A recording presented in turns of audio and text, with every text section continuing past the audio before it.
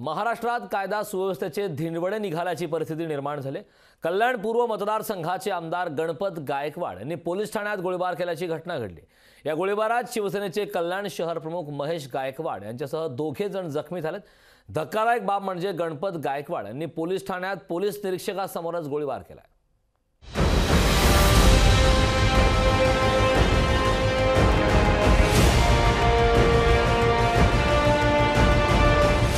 आमदार गणपत गायकवाडांचा पोलीस ठाण्यात गोळीबार। गोळीबारात कल्याणचे शिवसेना शहर प्रमुख जखमी। आमदार गणपत गायकवाडांचा गुंडाराज। कल्याण पूर्व मतदारसंघाचे भाजप आमदार गणपत गायकवाड यांनी उल्हासनगरच्या हिल लाईन पोलीस ठाण्यात गोळीबार केल्याची धक्कादायक घटना घडली आहे। या घटनेत कल्याणचे शिवसेना शहर प्रमुख महेश गायकवाड हे जखमी झालेत। कल्याण जवळच्या द्वारली गावातल्या जमिनीवरून महेश गायकवाड आणि गणपत गायकवाडांमध्ये वाद सुरू होता। या वादात परस्पर विरोधात तक्रारी देण्यासाठी महेश गायकवाड आणि गणपत गायकवाड पोलीस ठाण्यात आले होते।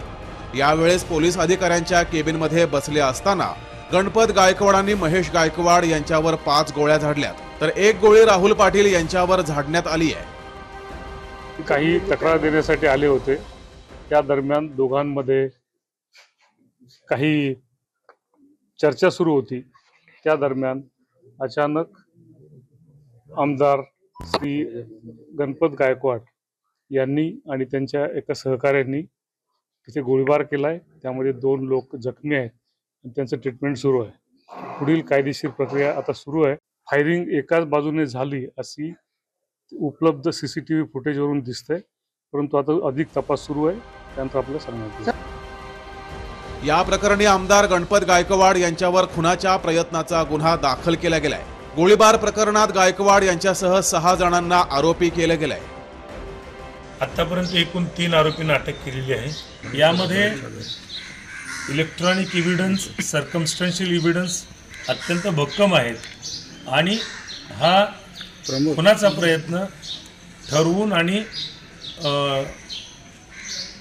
कुठल्याही चिथावणीशिवाय केल्याचं स्पष्ट झालेलं आहे। गणपत गायकवाड गोळीबार प्रकरणाची उच्चस्तरीय चौकशी करण्याचे आदेश गृहमंत्री देवेंद्र फडणवीसांनी दिले। कोण कुठल्या पक्षाचा आहे याचा विचार न करता त्या ठिकाणी कायदेशीरच कारवाई केली जाईल। अशी कुठली घटना घडली की पोलीस स्टेशनमध्ये गोळीबार झाला याचंही सत्य आपल्याला त्या ठिकाणी काढावं लागेल। म्हणून मी या संदर्भात वरिष्ठ स्तरावरून चौकशीचे आदेश डीजींना दिलेले आहेत आणि या संदर्भात अत्यंत कडक कारवाई ही केली। आमदारांना पोलीस ठाण्यात गोळीबार करणं म्हणजे राज्यात कायदा आणि सुव्यवस्था कोलमडून पडल्याचं प्रतीक आहे। सामान्य नागरिकांमधील ही दहशत कमी व्हावी यासाठी आता सरकार आणि पोलीस काय करतात हे पाहावं लागणार आहे। किरण तेलगोटेसह अशोक कांबळे, लोकशाही मराठी, उल्हासनगर।